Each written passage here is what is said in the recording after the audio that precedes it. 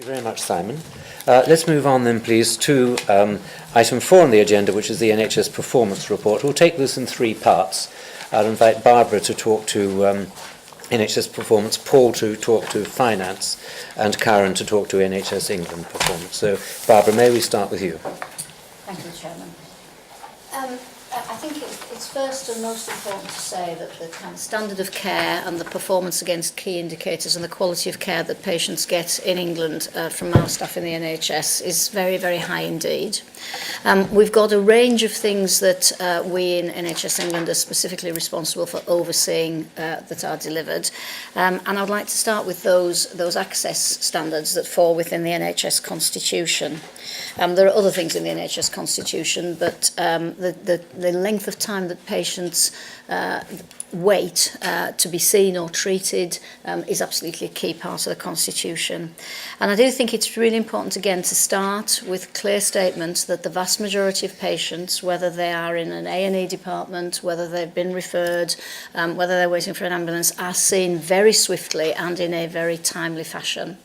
But we do have a set of standards to ensure that we continue to give our patients the service that they want.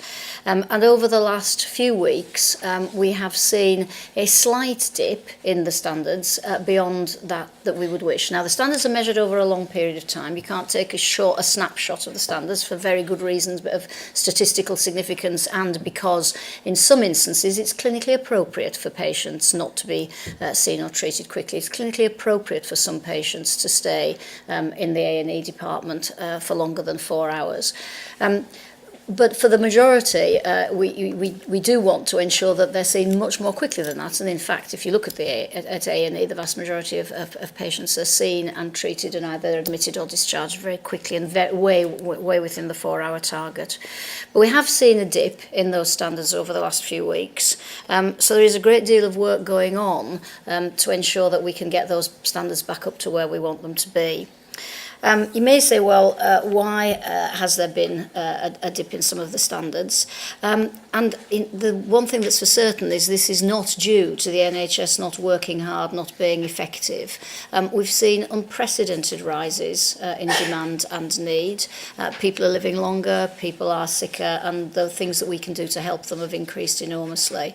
So we are seeing a continuing rise in emergency admissions, a continuing rise in the number of patients who are referred for planned treatment, very specifically a continuing rise in patients who are referred for cancer, who might have cancer, which is excellent because we know that our cancer survival rates aren't as good as they should be, and therefore to see an increase in referrals when patients might have cancer so that this can be picked up early is a key part of that. But we now, I think, need to just redouble our efforts, and we have been doing over the last few weeks and months, to make sure that the right capacity is in place and the right processes are in place to deal with some of these increases in patient need. So if I start with the waiting time for patients who've been referred for planned care, where we say that patients should be, their treatment should be initiated, whether that's a course of tablets or whether it's an operation within 18 weeks. Again, that target standard was not being met, and it was apparent that there were some patients on the waiting list who had been waiting longer than they should have done, and therefore, given that care and safety for patients is a priority, we determined 2 things. Firstly, that another 250 million would be into the system in order to treat those patients who are waiting longest. But secondly, that the standard we were asking of trusts, there would be an amnesty on that, because plainly the 18-week standard, it's called the referral to treatment standard, it's a ratio. So we're trying to make sure that 90% of patients are treated within 18 weeks, and if you're going to treat long waiters, then that ratio can't be met. So over the summer months, right through until November, we've put additional sessions on in hospitals, and in order to get back on track for the winter in terms of meeting that target. Now, we don't do any of this in isolation. We are a commissioner of care, and we have a huge responsibility as the commissioner of care, but I can't underestimate the importance of our partner organisations in helping us, particularly the Trust Development Agency and Monitor, who oversee the provider organisations. And one of the things we've done as in an overarching way for all of these standards is to work very much more closely together. Simon's already talked about some of the things he's doing with the other chief executives. We've also put in place much more robust arrangements at regional level for our regional directors to be working with their regional directors to help and support health economies to ensure that these patients get the treatments in the time they need. We're also keeping a very close eye on diagnostic waiting times, because that is absolutely, waiting for a diagnosis is the worst thing for patients, I think, and ensuring that we either purchase extra sessions or we support the trust to be more efficient and effective in ensuring these diagnostic tests are done. And similarly on cancer, not only are Tripartite and Monitor working very closely with their trust to get the cancer waiting times back on track, they are just slightly below. As I say, the vast majority of patients are seen in an appropriate and timely fashion. We want to get that back on track. We've put in place a cancer task force, which NHS England is supported, but working with our Tripartite colleagues to make sure that the best places learn, for the best places are there to help those who are struggling with this. Also a worry, of course, is the A&E 4-hour standard, and that's a particular worry as we move into the winter. So again, this is something where we've put in significant additional resource and support across the Tripartite organisations, looking to ensure that all our hospitals have the right capacity, whether that's in terms of beds or whether it's in terms of staff, to deal with patients who need to be admitted. Ensuring that out in the community and working with our partners in social care, everything's in place to ensure that those people who don't need to be admitted to hospitals don't have to be. Ensuring that A&E departments, if they need to take on extra staff, have the resource to do that. So a huge effort going in to ensure that that actually we are prepared for the winter, and that our A&E departments, who are the barometer, I think, of the system. People. Often we think the problem is A&E. The problem isn't A&E. The problem is that A&E is the barometer of what's going on in the rest of the system. So a huge amount of effort to get that back on track. And similarly with ambulances, most of our ambulance trusts are providing very good standards. But again, we have seen some dip in performance recently from some of them. So again, we're working with our Tripartite partners to support that. So that's it on the constitution standards. There are two or three other key things, Chairman. I don't know whether you want to do the constitution first or you want me to hand over to do the other key performance indicators, because I thought transforming care is on the agenda later, but I thought it might just be worth a brief word about, say, dementia and or health visitors as you choose. Carry on and we can come back to the constitution. Right, well, in that case, if I can, the dementia, thought it would be worthwhile having a word about dementia, given it's topical at the moment and given NHS England's drive to make sure that patients who need to be diagnosed with dementia so they can be properly supported are. But I'll perhaps hand over to Bruce on that one, if I may. Please, Bruce.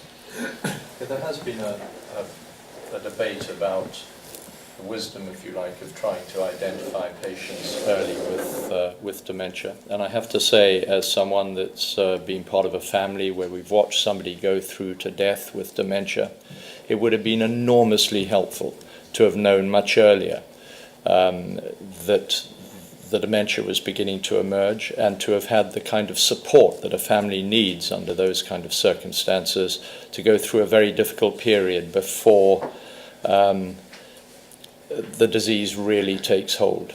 So early identification will in some cases enable some treatment which will slow down the progression of the disease, and in the absence of that, I think we have a duty in our health service also to offer people the kind of help that particularly families would like when they are about to see a member of the family deteriorate significantly. Thank you. Back to you, Bob. And then I think the only other one that there are a number of key indicators which you have, but I think it's just worth staying on access to psychological therapies, which is something that is really important for us in terms of parity of esteem.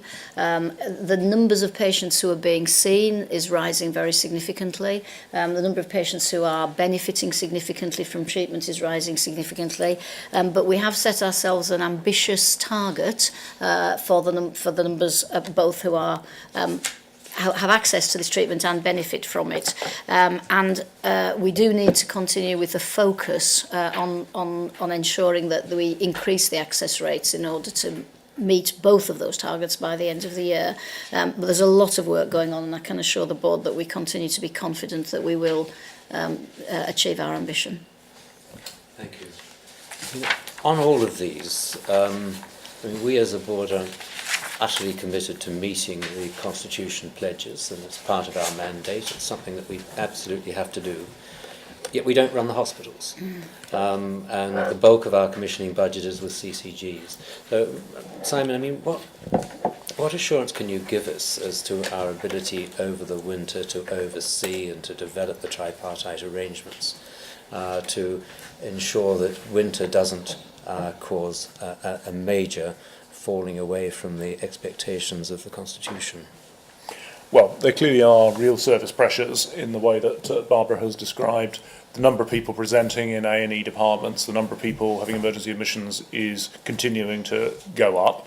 In some senses, that is not unexpected. We have an ageing population, we have a growing population. There are pressures in other parts of primary community social care services that mean that some of the support that people would have previously received has been fraying at the edges. But despite all of that, the reality is that I believe across the health service people are moving heaven and earth to ensure that services are in place and are joined up, using some of the extra money that the government has made available to open extra community rehab beds, inpatient beds where that makes sense, and also within hospitals addressing some of the well-known processes that are required in order to make sure that people get admitted when they need to be and get discharged when they should. And so the reality is that given the system we've got, this is going to take joint effort between TDA, Monitor, NHS England at every level of the system, nationally, regionally, locally, and that is now in place. And I think seen from the perspective of CCGs and hospitals and local authorities, they would recognise that there is a more joined up conversation that is occurring between the three NHS national bodies and what they're doing locally. So we are seeing strong or sufficiently strong local collaboration, coordination, joint working? In most places, yes, and actually the requirements of the Better Care Fund have triggered some of those changed behaviours. There are, given the huge financial pressures in different parts of the system, including in local authorities, there's no point pretending that there aren't sometimes tensions, but for most of the country, I think we believe that people are actually doing the right thing together. In the small number of places where there are still questions about that, then David Bennett, David Florey and I are having joint face-to-face meetings with the leaders of those local organisations to make sure that nobody can interpret any signals they're getting from the different NHS organisations as supportive of behaviours that are anything other than joined up. Good, thank you. That's reassuring. At this stage, can I take any questions or comments on the report so far? David? Simon and Barbara, is this a uniform problem in targets across the country, or is it concentrated in certain sort of areas? And if it's the latter, are we providing intensive support to help through the tripartite to help those people improve their performance? Yes. So the activity increases are occurring on a fairly broad basis across the country, but the reality is that some parts of the country are definitely more pressurised than others. Some individual institutions are more pressurised than others. In some cases it might be because they have a physical capacity constraint. So we are taking a pretty differentiated approach. Those places that are doing well obviously continue to do so. Those places that are struggling, they are getting more intensive support, shall we say, including best practice through best practice teams, ESIST. And we have collectively asked providers and CCGs what they think would make the most difference with the extra funding that the government's made available for winter, and understanding that will mostly come online probably during back end of November, December, so that will provide some extra lift in performance. But it's going to be tight. Kieran? Thanks, Malcolm. It's really back to dementia. Having spoken to my colleagues who work in this area, and particularly obviously in the voluntary sector, they're very supportive of the move, because the idea that just because there isn't a tablet or a medical intervention doesn't mean there isn't an intervention. So I think that whole movement to identifying people so the right care plan can be wrapped around them, or at least offered, I think is hugely important. So it's just to say I think it's clearly the right thing to be doing. Thank you. We do have a significant number of things next year. You know, we've made dementia a priority. Significant things we'll be doing for patients with dementia next year in the contract. And you know, this drive to make sure that all the patients who have dementia are properly identified, because as part of your point, we do see a very, very significant variation, which would lead you to believe that in some places very high numbers of patients with dementia aren't being identified. If they're not identified and the summary care record doesn't identify that, if that patient goes to A&E or rings 111, they don't get the right package of care. So it's really important that we reduce those inequalities. Good. Well, thank you very much. Going back to the constitution standards, we will be, I know, looking at this at every meeting forthcoming of the board, and any early notification informally to board members if there is a blip in performance would be appreciated. Right, may we then move to the next part of the report, which, Paul, is you on finance. Thank you, Malcolm. So you'll recall last time we met in the beginning of September, and I talked about the stock take that we were due to complete around the month 6, the cumulative September activities and financial consequences. That stock take has now been largely completed. I'll come to the largely at the end of this. And the result of that is what you can see in the section 15, which is the finance report, or for those of you who, like me, prefer to look at surpluses rather than expenditure because it's slightly more encouraging, Annex C, Table 1, has the financial detail in it. You'll recall when I talked to you about this in September, we had a forecast which at that stage was pretty well bang on the plan for the year, but I made comments about the extent to which that was to be enjoyed with some degree of caution. And indeed, if you looked then last time at the risk and opportunity assessment that we made, there was a range, quite a wide range, of about 366 million of risks that I talked through on that occasion, which would have resulted in an overspend of that magnitude had those risks come about. As you'd expect, as we go through the year, the range of outcomes narrows as we get better sight on things. And as you can see from the table in front of you, either of the tables I talked about, approximately half of that risk, the 360 odd million of risk, has manifested itself in the forecast as we've now presented it, with a potential overspend in the forecast of 184 million, of which, as you can see, only 23 million so far has come through in the month 6 year-to-date results, but the forecast going forward suggests that that will worsen to 184 million.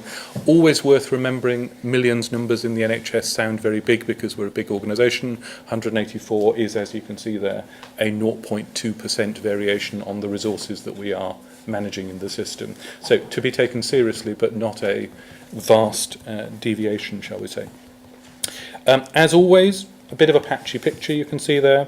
CCGs as a whole are 21 million adrift, more or less a point landing on the plan at this stage. The number of deficits has in fact fallen back from 20 we had at month 4. The paper says 19. I was being slightly ungenerous with my rounding of one of those. It's in practice 18 deficits that we've got, which is exactly in line with the number of deficits we had at the beginning of the year. We talked a bit last time about recovery plans and the way we were supporting CCGs to implement their recovery plans. I guess I've got good news in the sense that 3 of them have got recovery plans, which, as reflected in this forecast, has taken 2 of them back out of deficit, 1 of them to a reduced deficit.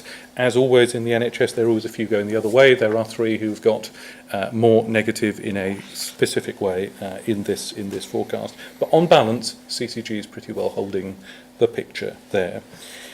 You can see, perhaps, if you're looking at the Appendix C, there is something to be done, in particular in the Midlands and East region, which has a bit of recovery to do between their year-to-date performance and the end of the year, which is not without risk. But the overall conclusion we drew from the stock take was that there was, if anything, a modest upside in the CCG financial position taken across the country in the round, rather than a substantial risk of it deteriorating.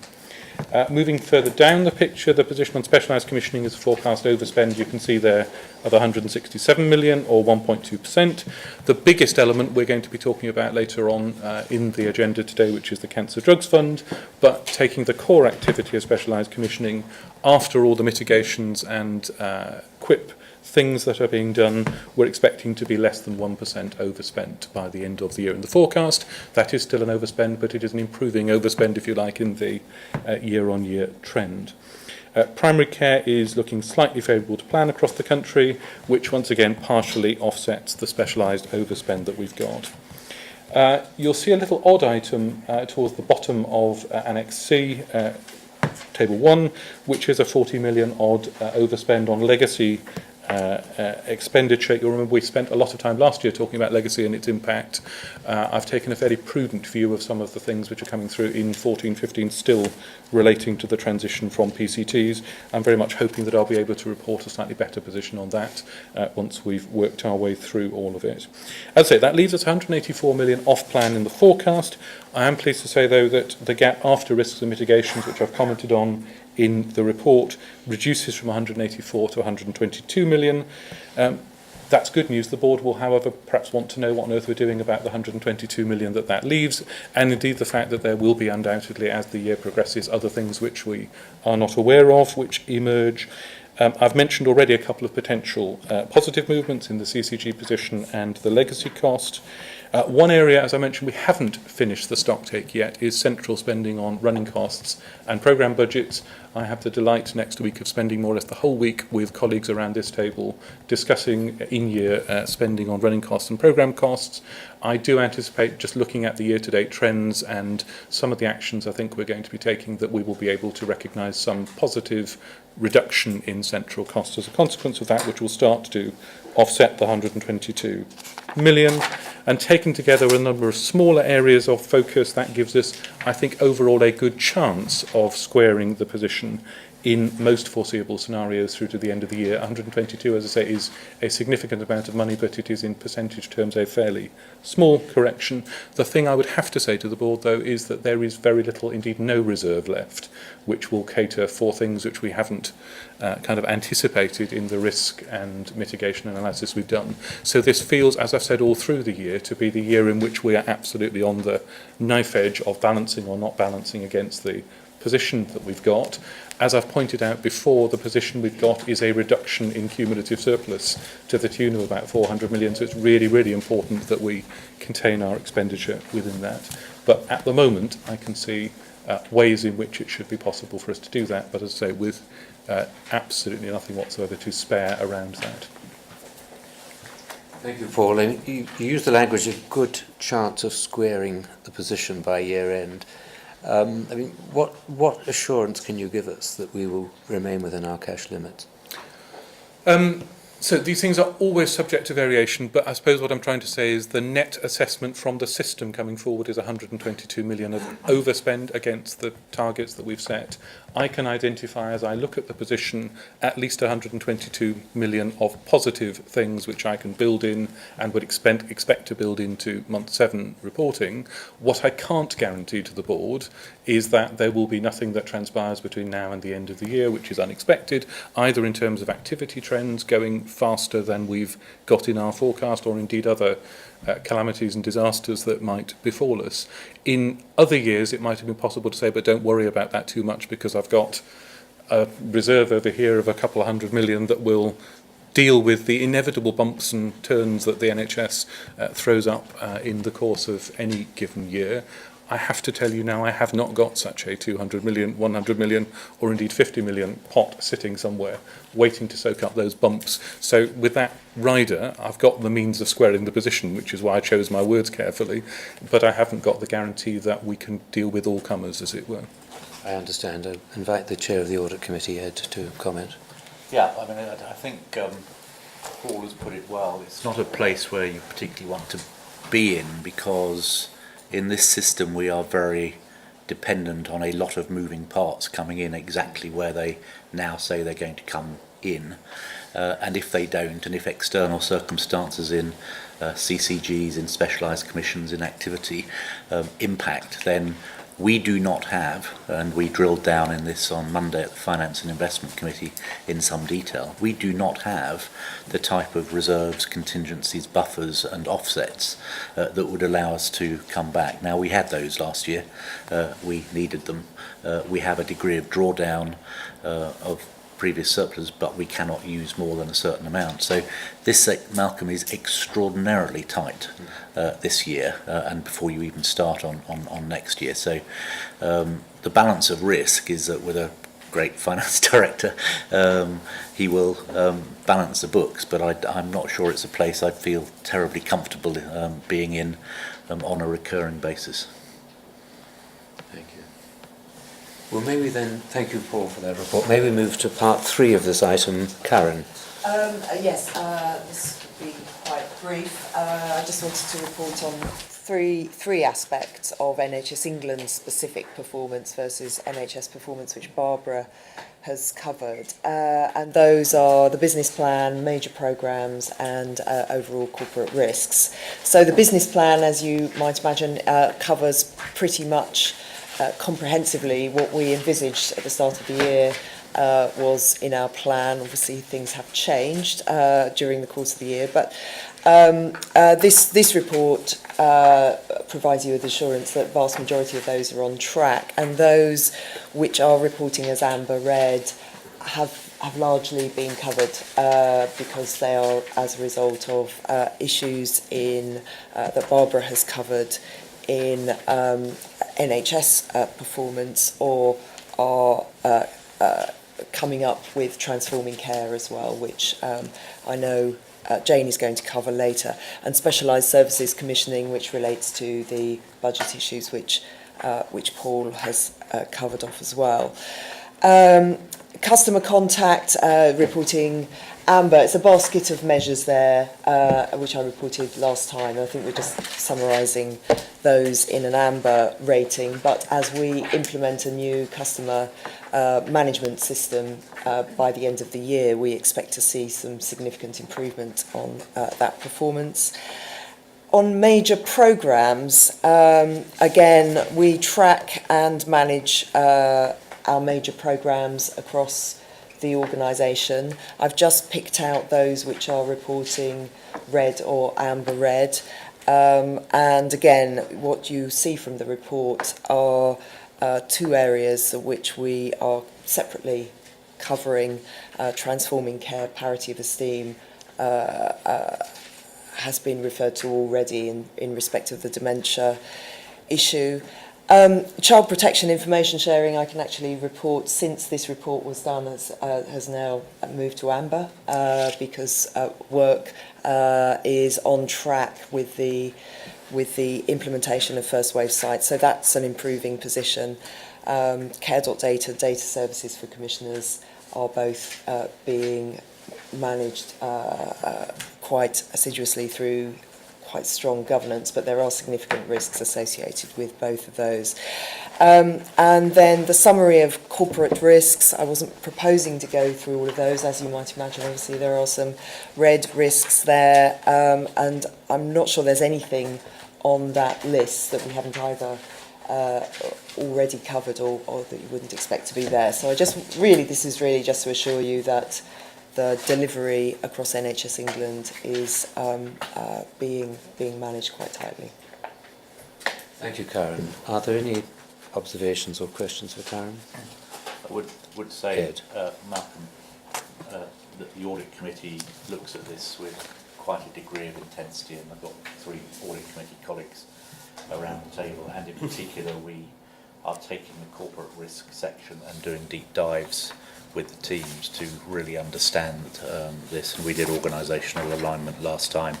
We will have a schedule of doing this. It's really important that we look at the assurance mechanisms that move from gross to net risk on this schedule, but that the board keeps oversight of the overall risk agenda. Thank you, Ed. Right, thank you very much for those reports.